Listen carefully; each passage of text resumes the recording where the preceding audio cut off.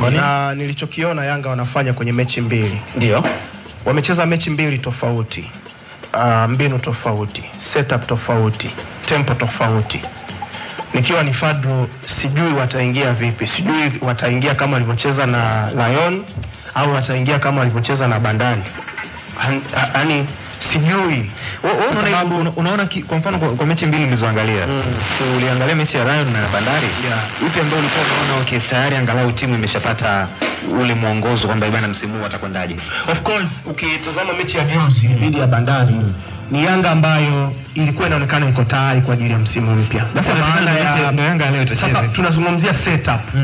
Sasa yani utayari inawezekana labda ni intensity, ile commitment ya wachezaji, fitness ya wachezaji ni vitu ambavyo viliongezeka zaidi kwenye mechi ya juzi. Mechi ya kwanza mbinu zilikuwepo, setup ilikuwepo, lakini wachezaji hawakuwa tayari kwa maana ya kimwili na kiakili.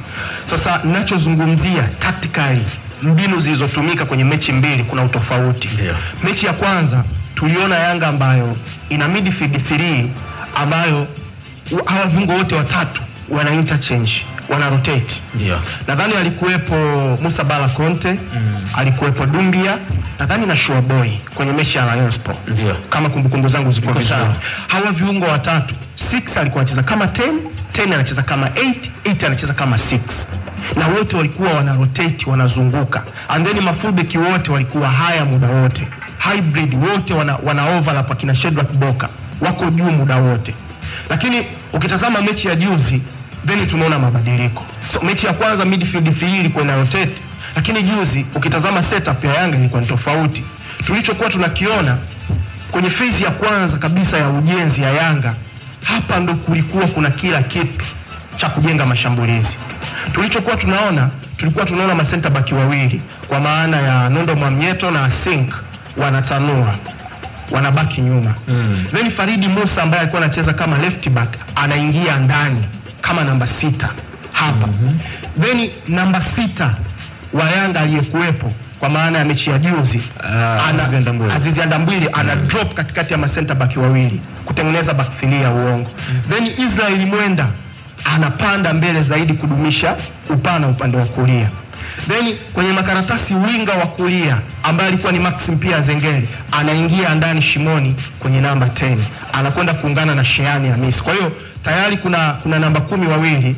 Then Ndambwile amedrop katikati ya ma center back wawili, mbele yake anabaki kiungo mmoja ambaye alikuwa ni Kouma, anaungana na Faridi Musa ambaye anatoka pembeni kuingia ndani. Kwa hiyo kuna namba 6 wawili kwa maana ya Faridi na Kouma, kisha mbele yao kuna namba 10 wawili kwa maana ya Maxim Pia Nzengeli na Sheani Hamisi. Then upana upande wa kulia unadumishwa zaidi na Israel Mwenda. Then Ekua sasa man of the match, mipira alikuwa anaanza kuombea pembeni kama orthodox winger, alikuwa upande wa kushoto unamkuta kwenye mstari.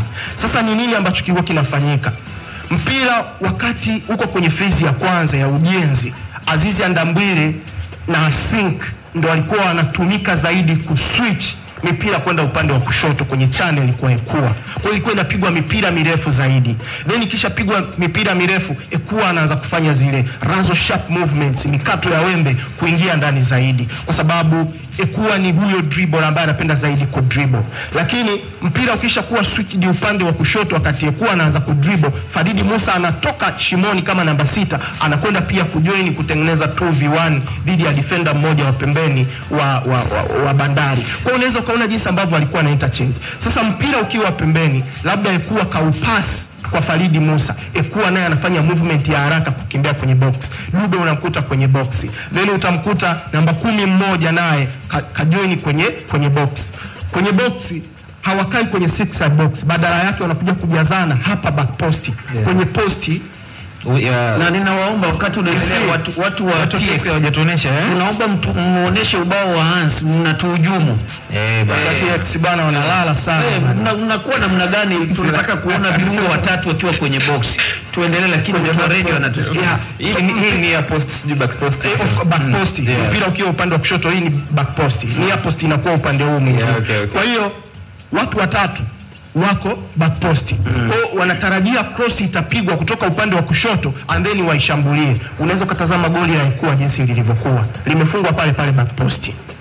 Cross ilitokea upande wa kushoto. So shambulizi ilitoka upande wa kulia, nani yule Kouma akabadilisha direction, mpira ukarudi kushoto, cross ikapigwa. First half vile vile yametoka mashambulizi kama matatu, mipira inadondoka zaidi back post. Simba leo, hii ni noti ya kwanza kwa Fadlu. Lazima alinde vizuri back post. Kwa nilichokiona juzi, mashambulizi mengi sana ya Yanga yanaishiria back post. Ni plani ambayo imewekwa. Kwa hiyo wakati na Simba wana defend, ulinzi wa back post ni unatakiwa uwe tu na mfumo wa kulinda, ama ni hawa defenders wa pembeni ndio wanatakiwa wafanye kazi? Kinachofanyika ni nini? Wakati cross inatoka upande wa kushoto, kwenye box kuna ma center back wawili, namba 5 na namba 4. Mpira ukiwa unatoka kushoto, na kutaka wewe full back wangu wa kushoto, sasa mimi ni Simba, na kutaka na wewe uingie kwenye 6 yard box kufanya kuja kuongezeka kuwa center back wa 3. Kuna huyo full back namba 2 vipi hapa? Sasa tuna defend cross. Sasa cross ikipigwa moja kwa moja ikaja kwa namba 2, ni madhara mengine, kwa sababu lakini ameingia ndani. Lakini cross ikiwa inatoka kushoto, mara nyingi sana tunalenga kwenye 6 yard box hapa, upande wa back post ndio idondoke, kwa sababu kuna watu watatu. Kuna mimi nataka kuwa match hao watatu, nahitaji ma center back wangu wawili wawepo, and then full back wangu wa kushoto naye arudi ndani kuja kuwa kama center back wa uongo, ili kuweza kulinda back post. Kwa hiyo mligo leo, yule full back wa kule wa timu pinzani hata kuwa na madhara sana. Sasa mpira ukiwa unatoka kulia, nitamtaka pia full back wangu cross imetoka huko kushoto, wa full back ameingia katikati, huko mwenda mbaki mwenyewe, mwenda kabaki. Ndio maana nimesemaje, cross ikipigwa moja kwa moja ikaja direct kwa hiyo full back, ni tatizo jingine. Au inaweza kupigwa simfikie direct, watu wakafanya deflection hapo, wakaokoa ikamkuta. Of course unachozungumza uko sahihi, lakini tunazungumzia hizo cross za mwanzo ambazo zinapigwa hapa kuja back post. Una defend vipi? Na mhitaji full back wangu kuingia ndani kuweza kutengeneza idadi ya ma center back watatu ili kuweza kuwamacha hao watu wa Yanga. Ni noti ya kwanza Fadlu. Mimi kama nimeona, I'm sure enough Simba wameona, Fadlu wameona kitu ambacho Yanga walikuwa wanakifanya. Kwa ni moja kati ya eneo ambalo natarajia kuweza Fadlu kulifanyia kazi. Kwa maana kikosi cha Yanga leo natarajia element of surprise. Element of surprise, wengi wanaweza kuwa wanahisi Pacome atakuwa anatokea wide. Ndio element of surprise. Lakini mimi ninavyohisi leo Pacome anasimama namba 10. Namba 10. Pacome 10 leo. Alafu pembeni mimi ningekuwa ni kocha Force, ikuwa sitaki atokee upande wa kushoto, ikuwa namtaka kulia, sababu anatumia mguu wa kushoto ni wembe kweli. Na ukiwa unacheza kama winga wa kulia, mguu unaofanya kazi zaidi ni mguu wa kushoto, sababu ndio una cutting, unaweza kuiona na options. Unakuwa na option. Na mguu wake unaofanya kazi kweli unaokata ni mguu wa kushoto. Kwa mimi nitamtaka Yekua leo au anatokea upande wa kulia. Then Pacome namtarajia center kwenye namba 10. Afu upande wa kushoto Maxim pia Nzengeli katokee huko. Anzeni vipi leo? Mzizi anaweza kaanzia bench. Kwa sababu naitaka work rate ya Maxim pia Nzengeli, na tunasema ile mobility anayokupatia. Ni aina mchezaji ambaye striker nani hapo? Boyle. Of course leo natarajia Prince Mpumelelo Dube kuweza kuanza, kwa sababu juzi alionekana kuwa sharp, alionekana kukimbia, ni kama anajua kwamba kuna competition ambayo imeletwa. Kwa hiyo anapambana kwa dakika anazozipata. So natarajia uwepo wa Prince Dube, and then nyuma yake una Pacome, una Maxim pia Nzengeli, and then unaikuwa upande wa kulia. I think hicho ni kikosi hatari zaidi usiku wa leo.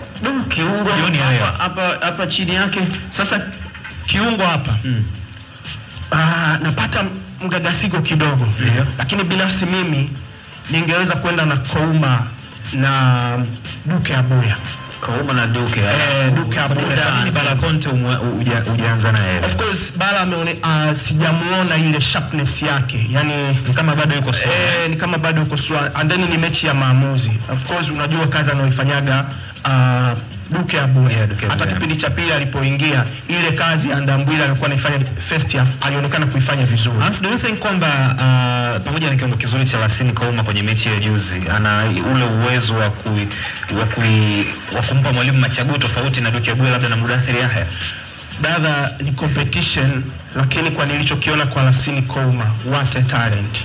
Yule bwana mdogo kimtazama ni mdogo kiumri, lakini physicality yake, work rate yake, commitment yake, jinsi ambavyo ana drive yeye mwenyewe ni superb kweli kweli.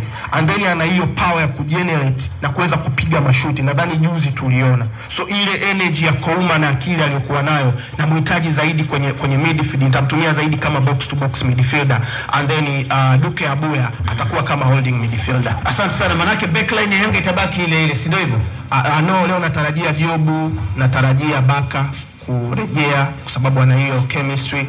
And then natarajia kumuona Shedrack Boka na Israel Mwenda wa Kianza. Yeah. Okay, Kamanda, kwenye mechi ile ya mwisho Simba walicheza, mashambulizi mengi build up ya Simba ilikuwa inaanzia kwa Deruku hapa nyuma, namna ambavyo alikuwa anajua sana kupiga pasi, anaonekana ana uwezo mkubwa sana, na wanakwenda kucheza dabi ambayo kila mmoja anajua speed ya Yanga. Na jana kocha wa Yanga akasema Yanga ya kesho pia ni ya tofauti na hiyo ambayo watu waliona.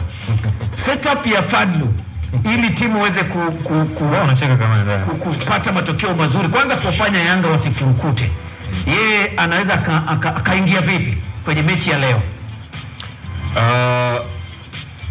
Ni kuwa motivate wachezaji wake, sababu kwanza kaa ukijua kwamba hizi mechi mbili ulizoziona, Simba dhidi ya Gor na Yanga dhidi ya Bandari, ni mechi ambazo hazikuwa na intensity ya aina yoyote.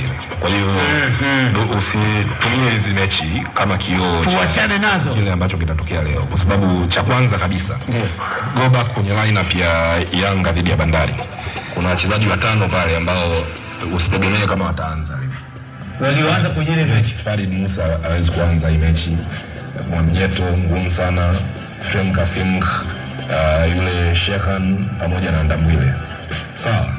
The remaining 6 players ni subject to kile ambacho mwalimu anaweza kuamua. Mtu kama Celestine Ekwa anaweza akaanzishwa, and the best part ni kwamba kama kocha akiamua kwenda na ultra attacking lineup, anaweza akampanga Celestine Ekwa kama winga, akampanga mshambuliaji mwingine, bado timu itakuwa ni hatari. Unapozungumzia kitu ambacho Fadlu anaweza kufanya, a lot of the things ambazo Hans alikuwa anazungumza hapo sio vitu specific kwamba vinafanywa na Yanga, ni vitu ambavyo vinafanywa kama basics za football. Kwa mfano unapozungumzia kudefend far post, ni basic ya mpira ambayo any professional player anahitaji kukumbushwa. Yani wewe kwa mfano kona, wewe umecheza mpira hata kama ni katika amateur level, ikipigwa kona by default tutaona kama ni mshambuliaji namba 9 anatoka kule anajikabidhi bomba mmoja. Kama kuna mtu mrefu hapo atatoka, atakuja kukabana na mtu mrefu mwingine. What happens baada ya hapo ni outcome ya mchezo, kwamba huyu mtu alijaribu na ikashindikana. Sasa ambacho mimi nilikiona kama ni udhaifu mkubwa wa Simba kwenye dabi ya mwisho ni ile hali ya kuwa too passive. Yani walikuwa wanacheza kama watu ambao bana tumalize tu dakika 90 tuondoke zetu. It means they are not motivated. Kwa hiyo unapokwenda kwenye dabi, cha kwanza cha kumwelekeza mchezaji ni kwamba guys, let's win our individual battles. Kila mchezaji uwanjani atakuwa na battle yake mwenyewe separate. Unazungumzia fullback anakutana na opposing winger. Unazungumzia mabeki wakati wanakutana directly na washambuliaji. Unazungumzia goalkeeper, yeye kwenye eneo la set piece ndio anaweza akaamua timu in his favor, akaamua mechi in the favor of his team, ama kinyume na hapo. Kwa hiyo cha kwanza ambacho Fadlu anatakiwa kukifanya ni kuwa motivate wachezaji wake kwamba wa give extra energy, kwa sababu hicho ndio kitu ambacho kilikosekana. Kama unaweza uka flashback kumbukumbu yako kwenye dabi ya kwanza ile ya msimu, achana na Ngao, dabi ya kwanza ya ligi Kayoko dabi ile, Simba walikuwa very motivated hasa kwenye eneo la ushambuliaji, na kwangu mimi Dennis Kibu alipaswa kuwa man of the match kwenye ile mechi, kwa sababu wachezaji wa Yanga kwenye eneo la ulinzi walikuwa hawana majibu kwake. Alikuwa anafanya